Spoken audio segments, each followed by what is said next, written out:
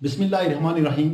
तो हम पढ़ रहे हैं डिमॉन्स्ट्रेशन मेथड। डिमॉन्स्ट्रेशन मेथड क्या है? ये एक इंग्लिश का वर्ड है, इंग्लिश वर्ड, जिसका मतलब क्या है?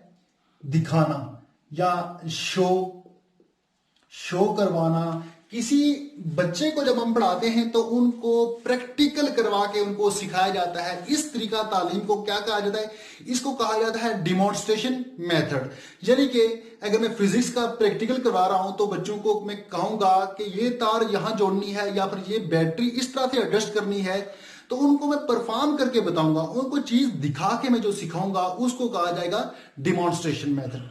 तो इससे हट के अगर हम एजुकेशन से हट के कोई एग्जांपल लें तो सिलाई स्कूल में टीचर वहां लेक्चर नहीं देता, वहां डिस्कशन मेथड नहीं होता, बल्कि वहां डिमॉन्स्ट्रेशन मेथड यूज होता है। डिमॉन्स्ट्रेशन मेथड किस तरह यूज होता है? टीचर मशीन के सामने स्टूडेंट को खड़ा करके कहता है कि बेटा लाइन इस तरह से लगानी है, सिलाई इस तरह से करनी है, कटिंग इस तरह से करनी है। वो उनको तरीका बताएगा और चीज दिखा के शो करवा के उनको सिखाने की कोशिश करेगा।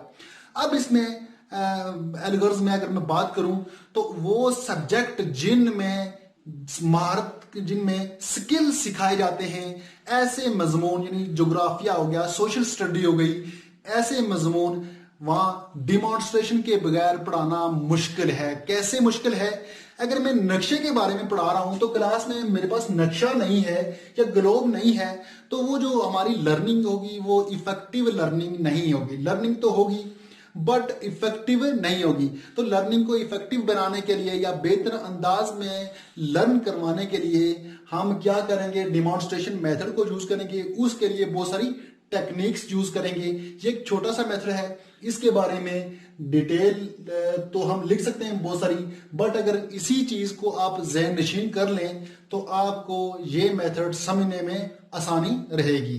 तो नेक्स्ट मिलते हैं दूसरी वीडियो में, तब तक के लिए अल्लाह हाफिज।